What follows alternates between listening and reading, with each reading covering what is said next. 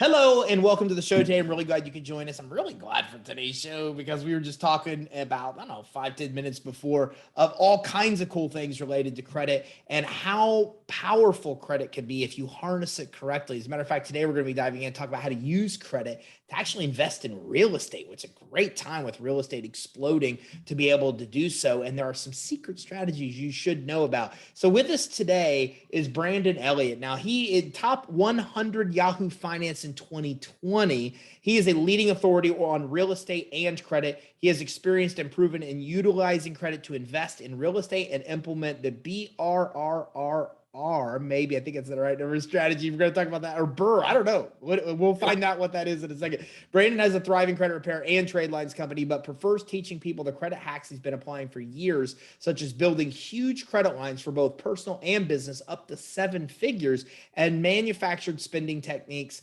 showing ways to create millions of points equivalent to cash, free travel, and even buying properties as well, all using credit cards. Now, from the credit knowledge he has taught in his elite credit course, Brandon was able to liquidate $200,000 for a safety net when purchasing a fourplex in one of the most desirable locations in San Diego, just 8 minutes walking distance from the famous San Diego Zoo. His passion in helping others reach their financial freedom too led Brandon to host Ready, Set, Go Real Estate Investing podcast every Monday, sharing how you can invest in real estate successfully with little to no money, utilizing credit. And Brandon has completed numerous fix and flips locally in San Diego, as well as around the country, out of state virtually, with his worst project still being 60% cash on return on investment. Brandon, thanks for joining us today.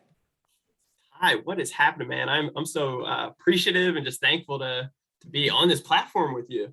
Appreciate me too, man. I love people that are doing stuff like what you are with credit, because it's such a powerful resource that so few really understand what it can do. And so, man, congratulations. A lot of people are doing a lot with real estate, and with what you're doing with credit and real estate and combining the two is pretty powerful. Yeah, it's literally changed our lives. We're, needless to say, extremely blessed in many different areas, but we've utilized credit to be able to get started into real estate and leveraged it in many other ways since to start up other businesses. But it's definitely what a lot of people out there aren't taking an advantage of right now. So what got you started in this? So I got started in 2012. I was actually working for an investment company out here in San Diego, and I got inspired. I got a little bit of education. I took my education a lot further and really started figuring out how I can get started in real estate my own. But I was working 2 restaurant jobs on the side, and I saved up $35,000, which it's a little bit, but it doesn't go that far in real estate, right? So I ended up asking for credit limit increases, doing the soft pull, got good credit limits, 60, 70,000 on certain credit cards. And I figured out how I could take advantage of promotional offers of getting cash advances or balance transfers into my bank account at 0% interest, and actually purchasing properties or completing my rehabs. A lot to unpack there. So when you talk about it, so you have credit cards, you're a young guy. I mean, $60,000, $70,000 limits, that's beyond what a lot of people on here have access to. So how did you make that jump? I mean, most people start at $500,000 limits and they kind of incrementally increase. So what are some strategies you use to get limits that high? Yeah, so I started building up credit lines and bank relationships, which is very crucial, the bank relationships, right? At a young age, at 18, 19, I started getting a couple credit cards, and every 6 months, I would ask for the credit limit increase. I asked if it was a soft pull. I would manifest my my annual income because it was stated income, and I would basically just keep on utilizing whatever they gave me, whatever credit lines they gave me. I would put it to work and take advantage of the cards. So I was constantly starting businesses and paying it off right away. I got into a habit that any spend that I utilized that day, I would pay it off just transfer from my bank account to that credit card later that day. And so my utilization was always very low. So a lot of strategies there, keeping utilization low, using the credit you get, which a lot of people don't get this, man. Everybody wants to get $100,000 limits, but then they want to spend less than $100 on vendor accounts to get it. And it's like, they don't understand it. You got to use the credit. When they see you using the credit, that's what gets them to want to actually give you higher limits. You also mentioned that when you go, and I love the strategy of every 6 months. That's something I preach too. Every 6 months, you have to go and inquire for a higher limit. But you hit on a point that I think is important. Only when they do a soft pull. So tell me a little bit more about that. Yeah, so not all banks, some like Chase, for example, they'll do a hard pull, right? Many of which will do soft pulls. And we just don't want to get, if you're going to get a hard pull, you might as well apply for a brand new credit card. So I prefer to request from their underwriting, to look it up myself, Googling, hey, does Bank of America do a soft pull, when requesting a credit limit increase, and just asking the underwriting, not necessarily the first individual that you talk to over the phone, but maybe a manager that's been there for a while to get more direct answer. I love that too, because a lot of people don't get that. They call and they ask the person who answers the phone. And I found that if you do that 3 times, you will almost always get 3 different answers. Like that person on the front end has no clue what's going on. So what do you do? Go ahead. They could be brand new, so, and just spitting out whatever they assume their opinion. How do you get from that person to a manager or underwriter? Yeah, just simply, asking them, hey, can I speak to a manager? Can I speak to the underwriting or application department to actually see what the true underwriting is and requirements? When you get them on the phone, what do you ask them? Just simply, hey, I'm very interested in getting a credit limit increase. I have some business opportunities, real estate deals that I would like to purchase and take advantage of right now that have a lot of equity. I would love to utilize some of the credit limits that you guys are giving me. However, I need bigger amounts. And then they look at my history, they look at the relationship, they look at my bank account, and they determine if it's going to be a low risk or high risk, right?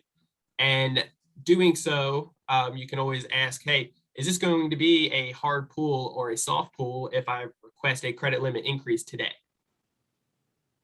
That's very interesting. And a lot of people don't realize that. A lot of people don't know that you can, get a credit limit for, let's say, 10 grand, and then get on the phone with them, talk to an underwriter and say, look, this is what I'm looking to do. 10 isn't high enough. I want much higher, and get it boosted. I'm interested out of curiosity. How much do you remember has one of those calls bumped you from one level to the other? Oh, almost. So there was several times that I have been denied, right? But almost every time, within that 6-month rule, and there's certain other cards that you can do sooner, every 3-4 months. Discover you can do monthly, so understanding the bank's rules and their underwriting is very key, their data points.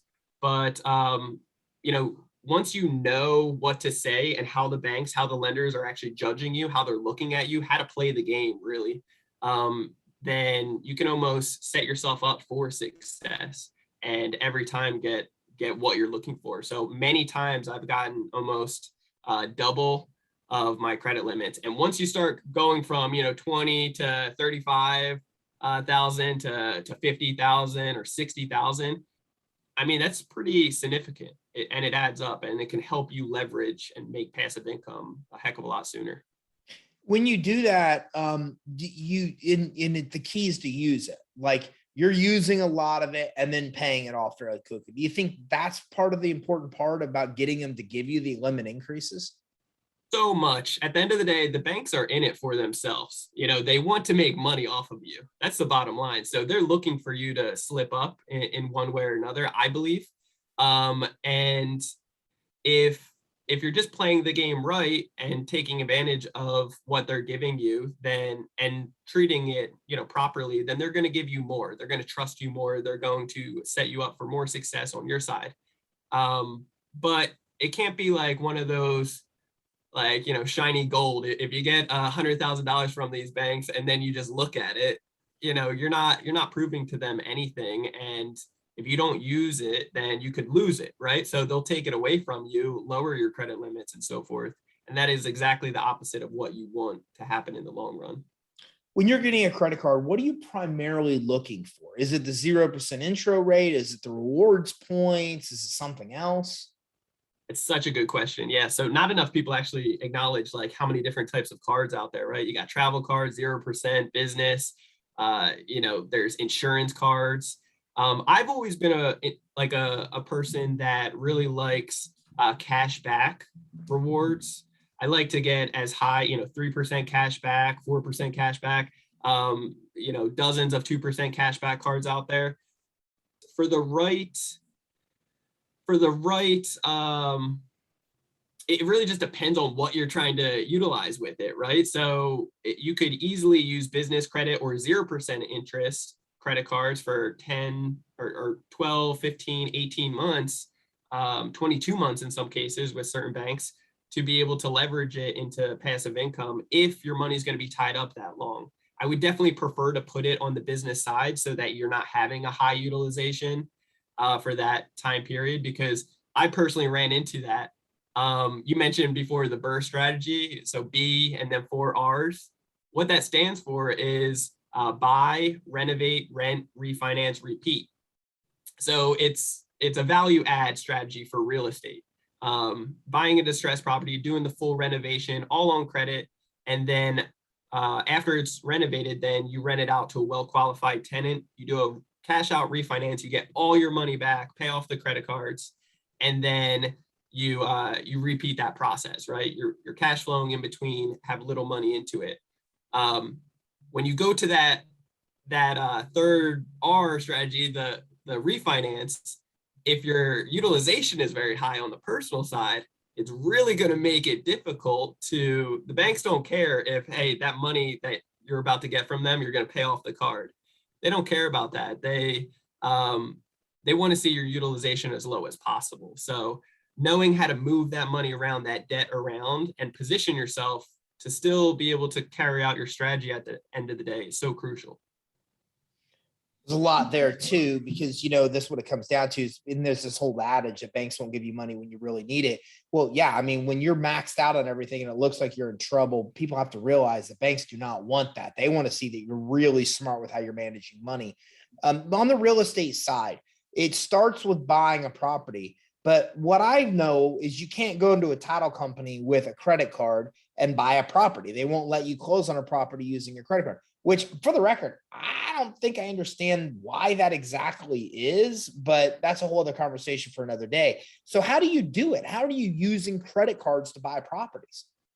Yeah, so there's actually several ways, and you can utilize platforms like Plastic, right, with a Q at the end instead of a C, and utilize the credit card, and they will wire the funds to escrow. Right. So you can utilize strategies like that. I personally never have. I know students that have, though. What I personally have always done is call up the bank and look at your mail. This is something that so many people, they go through their mail that they receive and just throw things away without actually opening it up, thinking that it's just spam. A lot of times it is, right? But you'll get these amazing offers from time to time, especially if you opt in. If you go onto online platforms to opt into pre-screening, and you have a good FICO score, then you'll get these offers from all these different banks at 0% interest, introductory rate, or with your current credit cards that you can get a cash advance or even a balance transfer. But the cool part is you can simply call them and say, hey, I don't want to take this balance transfer and pay off any other credit cards or debt. I don't have any. I prefer to actually have it liquid cash from this credit card into my bank account. And the bank account that you have with them, you'll be able to get it within a day or so. After that, heard of that before. So you're saying if I have a Bank of America credit card, right, and I get a brand new one, and they say I can do a balance transfer for, there was always a limit of whatever it may be. Sure. And I can say to them, instead of me transferring, something to this, I want to transfer the money from this to my Bank of America bank account. Like they won't transfer to a Chase Bank account. But if I have a Bank of America credit card, Bank of America bank account, they will transfer then from my card right to my bank account. Now, I assume that they might actually still, if you prefer to transfer into a different bank, possibly, because they always ask for the routing and checking account number. But I always have, it's about the relationship, building up that relationship. It's very, very crucial. Not enough people realize this. Like taking advantage of as many products and services from that bank is going to help build that relationship. So I always have them wired into my bank account with them. I've never heard of that before. Anyways, go ahead. I interrupted you. I think that might be one of several strategies you were talking about. No, yeah, so it's amazing. So I mean, I've done this with Bank of America, Chase, Citibank, Wells Fargo. Like these banks do this stuff, and it's really just getting creative, thinking outside the box. Sure. And that, as an entrepreneur, that's like what you do, right? There's always a problem every single day, and it's how to overcome it and adapt and figure out how do we make this actually happen. So I didn't have enough money at the time when I first got started. I didn't have the confidence or boldness. Truthfully, I didn't even have the education on realizing that you can raise money from individuals that just had money earning nothing in the bank accounts, right? So so I knew that I had big credit limits, and that's what I did. I took advantage of those mail offers, as well as sometimes I would just call into the bank and say, hey, do you have any promotional deals going on for my account?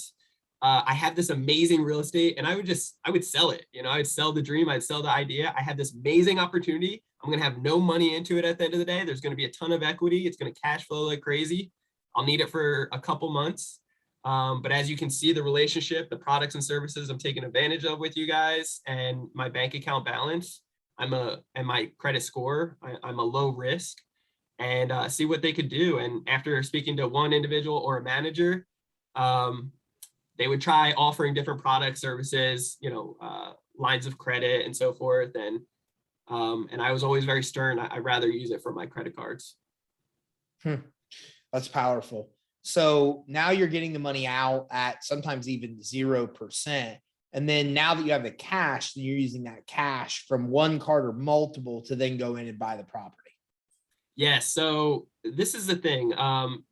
9 times out of 10, it's always going to be 0% interest for however long that offer is, 12 months, 15, 18 is what I've taken advantage of a lot in the past. Usually there is a transaction fee of anywhere from 1 to 3% flat fee to make this happen so they can get their money, right? It's more than affordable if the numbers all make sense. And what you got to be mindful of, and that I didn't realize originally, is now that you have this balance, you actually can't use the card anymore until that full balance is paid off. Because when you use it for any other random transactions, if you do have some wiggle room left in your credit limit, then they will start accruing interest on that full amount right away. Instead of, they break that 0% interest introductory rate. So you do want to be mindful of that. I've messed up several times on that. Just young, dumb, ignorant, didn't read the fine terms. So I called in, cried to them, and then they'll basically waive the fees and say, hey, we'll allow it to happen, but don't do it again. And it's a quick learning curve, because you don't want to have a full balance of 60, 70,000 due or paying, mafia rates on it. Yeah. And that's what happens typically. And well, you got to pay off the whole thing within that intro period or the interest accrues.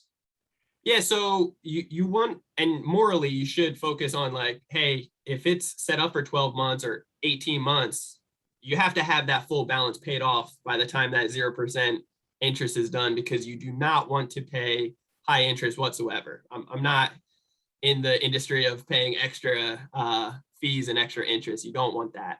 But be mindful of that one trick, because even a month into that 0% interest for 18 months, if you use that credit card for any random purchases, then it will actually break that 0% interest for the 18 months and start it interest on all that. So the first R of BRRRR is what? Is that the rehab? Yeah, it's the renovation. Yeah, rehab. The renovation. So on the renovation, you're using the credit cards to renovate the property.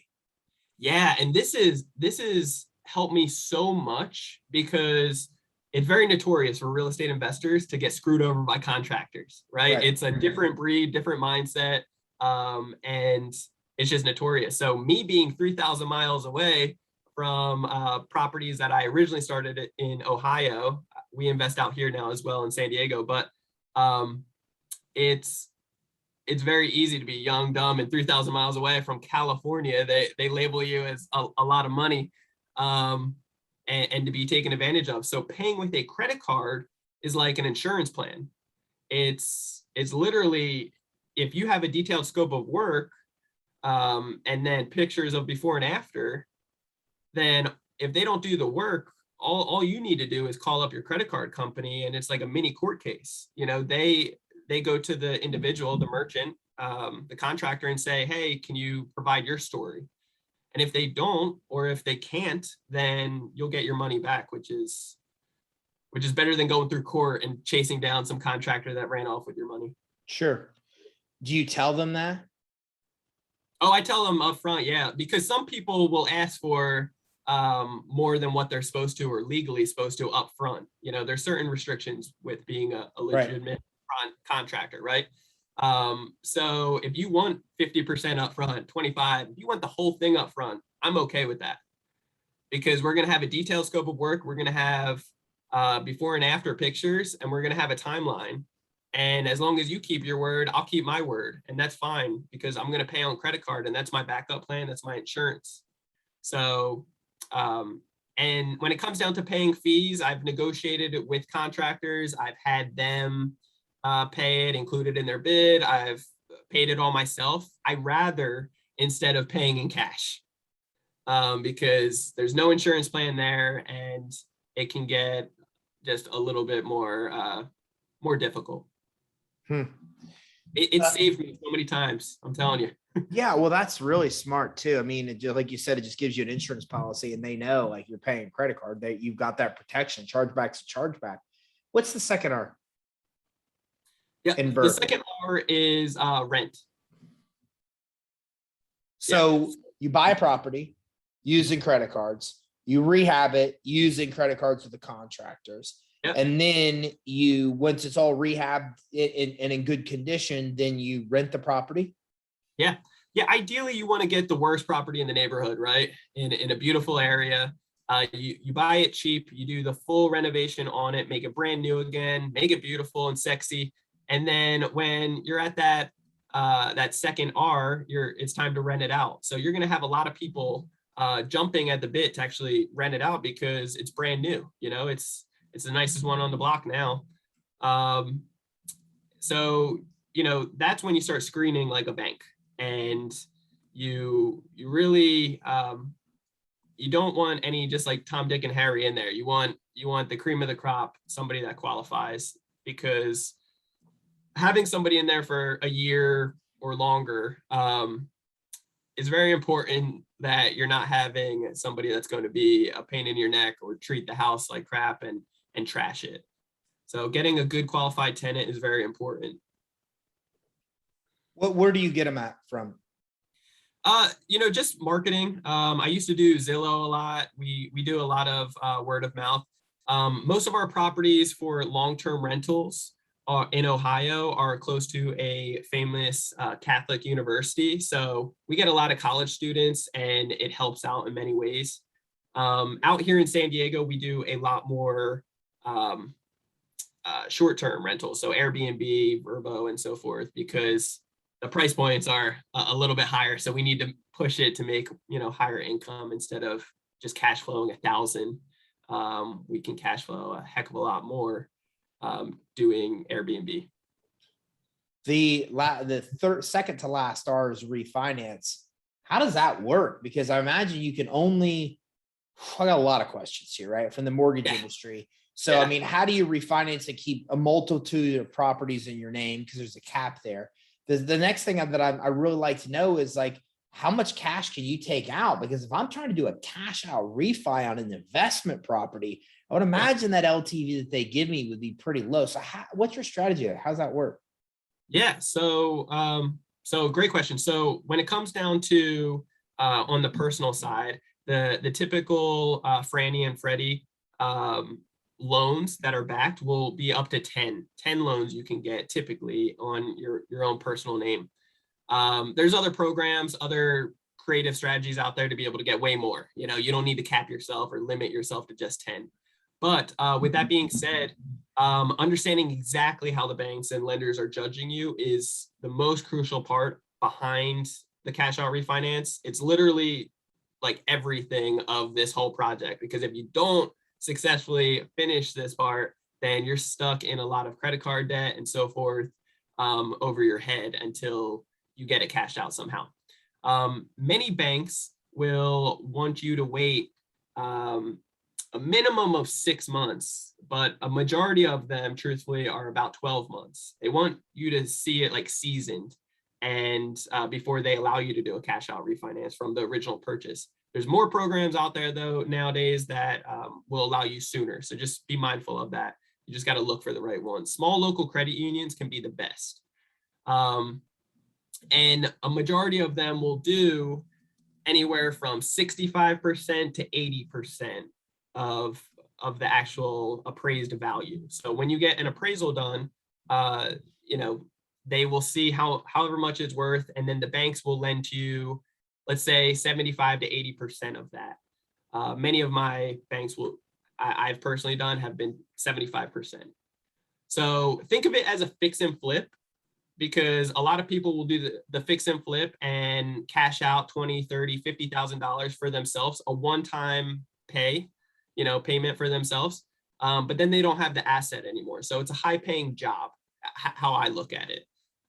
It's very interactive. I do the same exact strategy, but instead of selling it and getting a one-time payout, I will look to do a cash out refinance, get all my money back because I have 70% into it of what it's valued at now. So I'll get all my money back, pay off the credit card so I can repeat the process.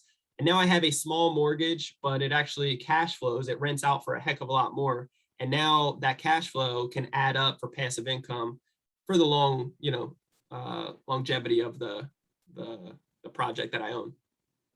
You do biweekly payments on the mortgages? I'm sorry, what was it? Do you do biweekly payments on the mortgages, just out of curiosity?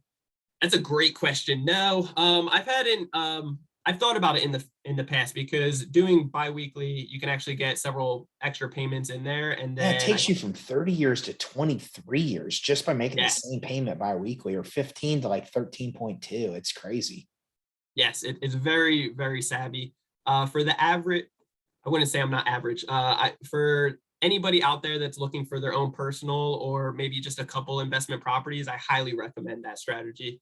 I personally have been educated by mentors in the past to carry stronger debt positions over my properties in case of legal liabilities and so forth, and to protect my assets, and to also leverage the equity that I currently have, because I'm still in the growing phase. I'm still young. I'm 31 currently. So I'm still in the growing phase of taking as much credit lines, as much equity as I have, putting it to work, building up this empire. And eventually I'll get to the point where, hey, I'm good. I'm going to take all the cash flow that I have, from all these properties, and every month pay off a property. Wow. And then obviously the last R's repeat. So you're just doing this again and again and again, because the credit cards are now paid off. Now they're freed up to go find another property and repeat the process. Yeah. And after each project, once you pay off that credit card, do yourself a favor. That is the best time to ask for that credit limit increase. Let them know, brag to your bank, to your managers, like show up in person, and build that relationship with everybody in the branch. It's just like, it makes the difference. That's all I can say. And it helps out so much. And that's where you'll see your credit limits go from low to high pretty darn quick. Yeah. You have one of those little machines that shoots out the money? Like you just walk in, just double fist. Yeah. Brandon's got the money. Come here. Brandon, how can you teach me how to do this? Can you teach those people watching how to do this? What kind of training do you have to help along the way here? Yeah, so over the years, I've been really inspired by other people with that random question of, how are you doing this 3,000 miles away? Or everybody acknowledges real estate is an awesome strategy to be able to make passive income, and they want to in the future, but they believe that they they need to make money first to be able to jump in. That wasn't the case for me. We utilized credit. So we started teaching people over the years, and it really just transformed into all these different new businesses with a credit repair company that we have, because it's not being taught in school, so people need it, you know? So Credit Repair Mobile is us doing it for you or educating you on how to be able to repair your credit quickly. And then, you know, trade line company we have to actually boost up your score quickly. And then we have a mastermind group, online education, that we teach for Credit Counsel Elite. And yeah, it's been amazing. We look at it as a 4-step process. So educate, fix, build, and leverage. Where can everybody go to learn more? So you can check out creditcounselelite.com. Otherwise, you can find me on Instagram. It's Brandon Elliott Investments. Same thing with YouTube. It's Brandon Elliott Investments. Or facebook.com/Brandon Elliott Investor. That'd be the best way to connect with me. Thanks for coming on with us today. This was powerful stuff. Hi, I appreciate you so much, man. Keep doing your thing and inspiring so many people. I love you, brother. Appreciate it. Same to you, man. Everybody watching. Brandon's a really good guy. I love this stuff. I love it. And you'll be seeing him some more places when we get done with this call, and ask him to come on to a couple other places to dive in a little bit deeper. So everybody listen, this is powerful stuff. I've been in the credit game for, I don't know, a little bit of time. So I know a little bit about this stuff. And that being said, he's got some stuff here that I've never heard of before. And it's really brilliant. Understanding the banking system, the credit system like I do, I can tell you that it makes perfect sense on why this is effective. And it's a really smart strategy to get in. One of my close friends owns a lot of Airbnbs, and she's 37 and she lives off the incomes from those Airbnbs. You know, I mean, literally she picks up other stuff because she's bored and doesn't know what to do at 37 years old. So it's very effective at what Brandon's teaching you here to be able to create this recurring income and this passive income and build literally a real estate empire. I mean, he's not even telling you the other side as he pays these properties down, as he owns these things all free and clear, as he's able to come back in and re-leverage them to buy even more properties. There's just so much power to what he's describing. So if you'd like to learn more, and you should, then go to BrandonElliottInvestments.com. That's BrandonElliottInvestments.com. And Elliott is ELLIOTT.